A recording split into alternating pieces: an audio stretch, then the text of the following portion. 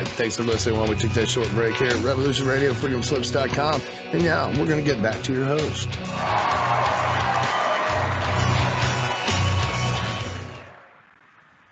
Greetings and welcome back to the Morningstar Report. Right now we're going to turn our attention to something more pleasant, something equally important, which is our culture and our history. We are going to tell you about a very important man about whom little is known. There's a beautiful place here in New York. It's called the East Village. I'm sure you've heard of that. But there's a small park there called Tompkins Square Park. And I've known it since my college years because that is where some of the best chess players in the world used to congregate to play chess. It also became a very drug-infested area. It has a lot of musical traditions. A lot of rock and roll is played there. And it is the center, a hub of the community. It's called Tompkins Square Park. But I didn't know who Tomkins was. And recently, my friend Jill, who is a native New Yorker and a native East Villager, born, bred, grew up in the East Village, went to St. Mark's Church and heard lectures, and we found out who Daniel Tompkins is. He was a vice president of the United States, and he was also governor of New York.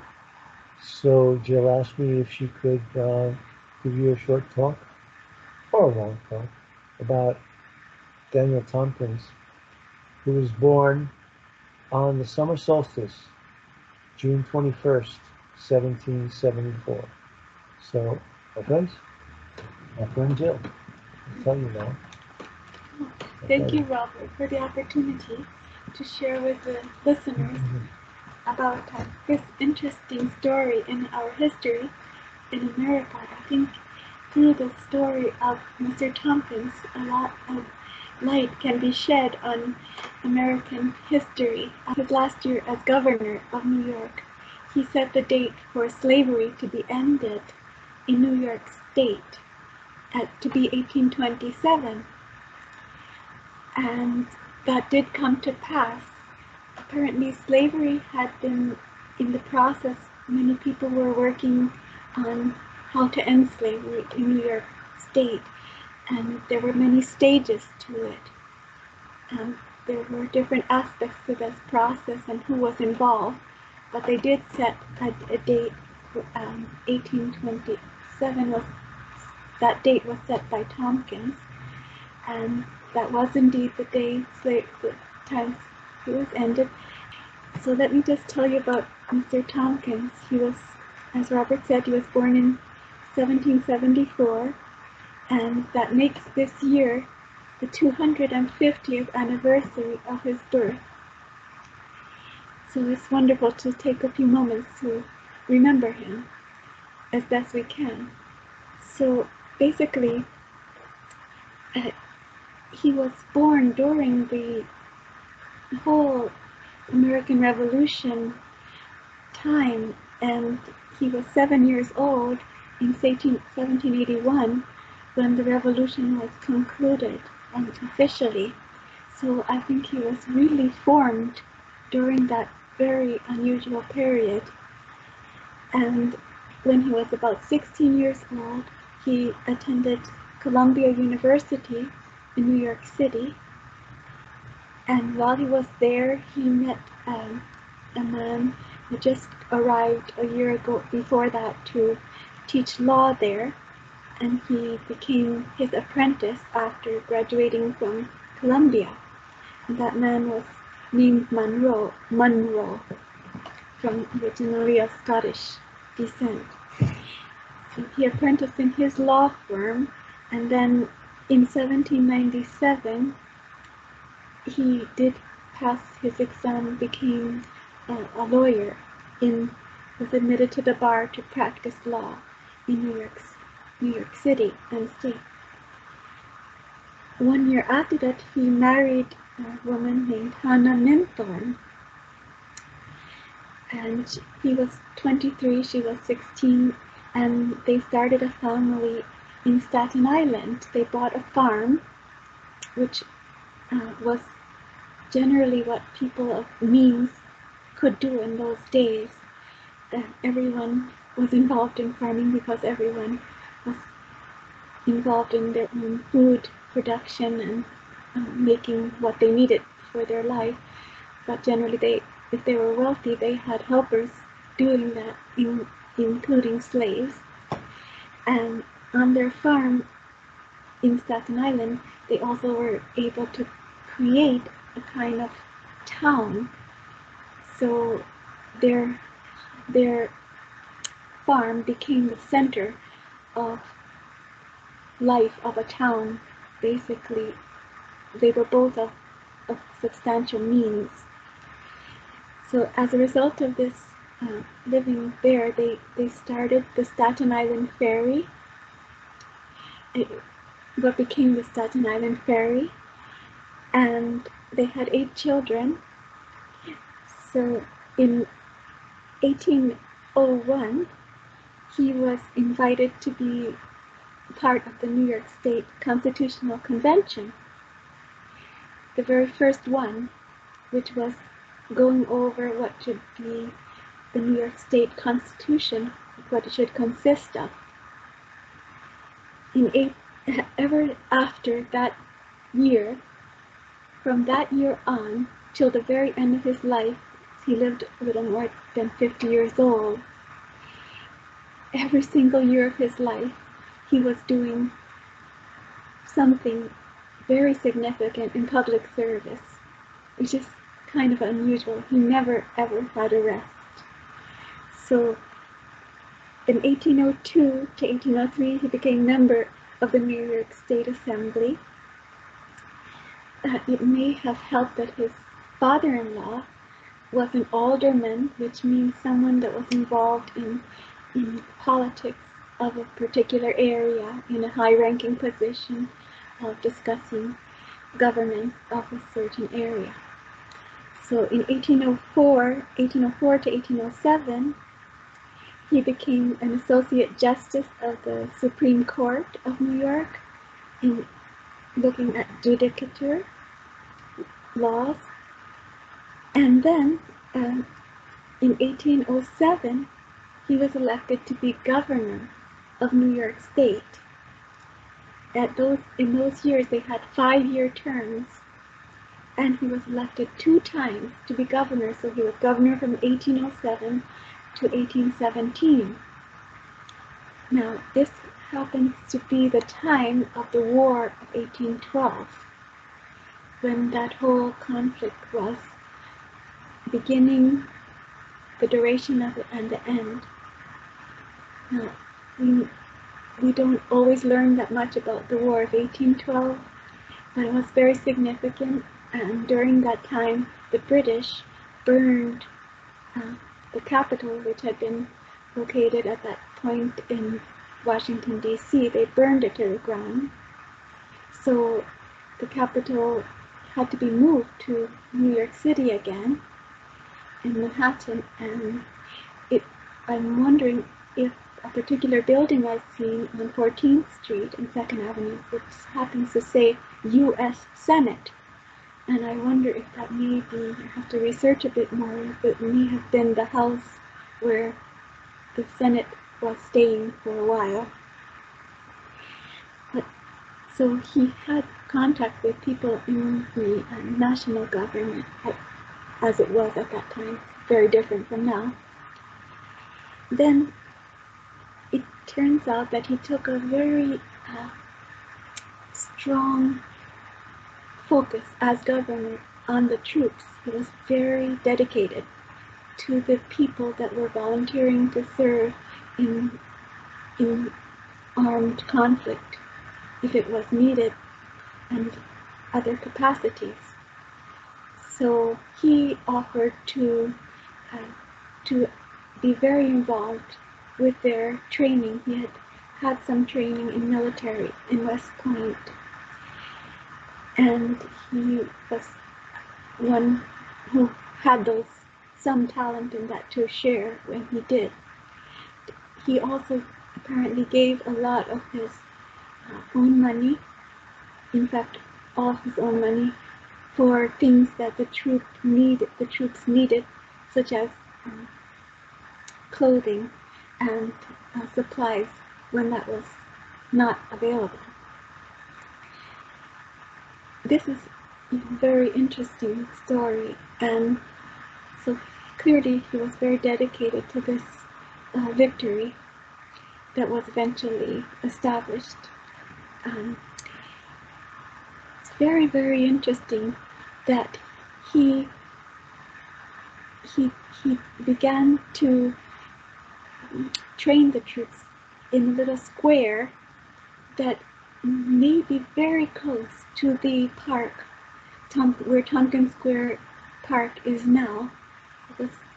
There had been a little square in that area, if not that exact spot, and that is where a lot of military exercises were done.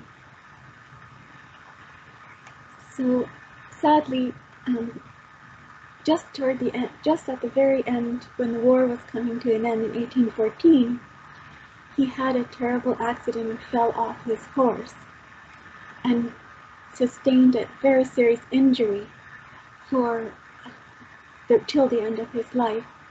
In those days, they did not have the kind of care that we have now. So he did sustain a very serious injury, which led to progressively declining health.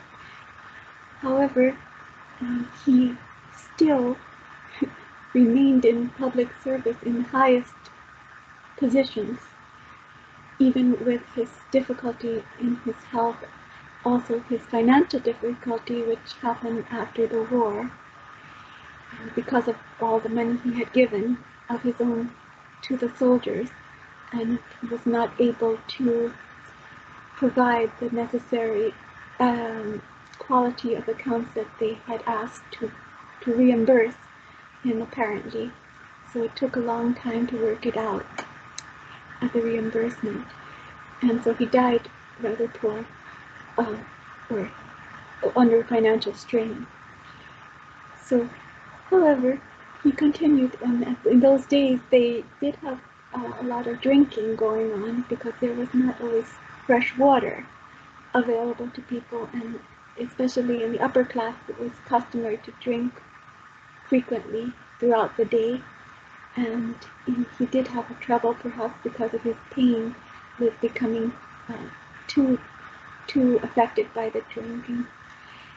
But still, he kept on. So in 1817, just at the end of his term as governor, he became vice president with James Monroe. So the very country that he worked so hard to continue, he then became the vice president. And it's not clear how many policies he shared in common with James Monroe, but he was part of that period. And then in 1821, while he was vice president, he attended again the Constitutional Convention and presided over it. So finally, we come to the fact of his final days. He had tried, after his term as vice president came to an end, 8 more years of service. So that was 10 as governor, 8 as vice president. That was 18 years. He then tried to run for governor again, or wished to be the governor of New York again, as when retiring from being vice president. But this did not come to pass, and he missed by a few votes, not very many votes, to someone named DeWitt Clinton. So basically, he was he died a few months after that defeat, and basically it was attributed to ill health, and he was put into the family vault of his wife's father, who was named Mango Minthorn. And it says on there, sacred to the memory of Mango Minthorn. He was put in the family vault on the grounds of the church, St. Mark's Church, which has a very long history, very remarkable history, because it was begun by Peter Stuyvesant in the year 1600. In the 1600s, when Peter Stuyvesant became the governor of the colony of New Amsterdam under the Dutch. So the family of Stuyvesant still kept that land even after New York became under English rule. And the family of the Stuyvesants were close with the family of his wife and a few or two other very important families, wealthy families in that area. So basically, he was welcomed into that Stuyvesant Church cemetery, where he is. Whether he's there to this day is not clear, because they have moved some of the bodies, as I understand. But he does have a special engraving on there describing his service, and it's very beautifully stated that he is sacred. Everyone in that vault is sacred to the memory, as they say, sacred to the memory of Mango Minthorn. He's with Peter Stuyvesant, and some very interesting statues are there together, because Peter Stuyvesant also specified in his will that his slaves be buried with his family. At those times, slaves were not often given their own burial site. So he had specified that his slaves be buried with his family, and there are gravestones there that could very well be they're slightly apart from the others, and they're not written on. It seems to me that those may be the place where his slaves were. So there are also Indians honored in that church area. So it's a very interesting congregation of all the different characters in our history. There are other important personages at the time, in the 1820s and so on, that are also there. So with that conclusion, Tompkins Park may be one of his greatest legacies. He was also involved in the Masonic lodges. It was very important all his life as a Mason. He also seemed to have some involvement in the churches. So he began a church. He was one of the founders of the church in Tompkins, Staten Island, as well as the Masonic Lodge. So it's very interesting as well. And finally, his park that was named for him, Tompkins Square Park, has been the site of several musical revolutions which occurred in our country, innovations in music which have touched the whole world at this point, beginning with many, including folk music, Woody Guthrie, Pete Seeger, David Allen. They were there early on, and in the early times of jazz in the 1940s and 50s, those people were there. Then they had rock rock music, punk music, um, Latin music developing there, American Latin, Latino music. And so it's just been a tremendous place for music, a musical legacy, a tremendous musical legacy there. And many other great things have happened in the park, but I'll just end by saying that the park was several times almost destroyed because of different wars. So when it was opened in 1827, it became a park, and almost immediately upon opening there were tremendous protests there over different issues of the day. It was always a gathering place for social expression of social wishes, aspirations for bettering people's hardworking challenges that they were having, hardworking people having many challenges, and almost all, continuously there were tremendous protests there for different causes. So in 1854 was the American-Mexican War, and during that war the park was ceased to be a park. Many things were taken down, trees and benches and so forth, and they used it again for a training ground for soldiers who were going to serve in the Mexican-American War, 1854. After that war, again, the people had to rally to make the park a park again, and they did so successfully. At that point, we then had the Civil War, less than a decade later.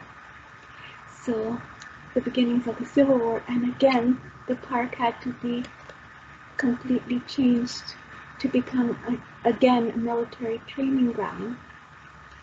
At that point, after the Civil War, the people had to make really great effort to start the park again, and they succeeded again. And at that point, it became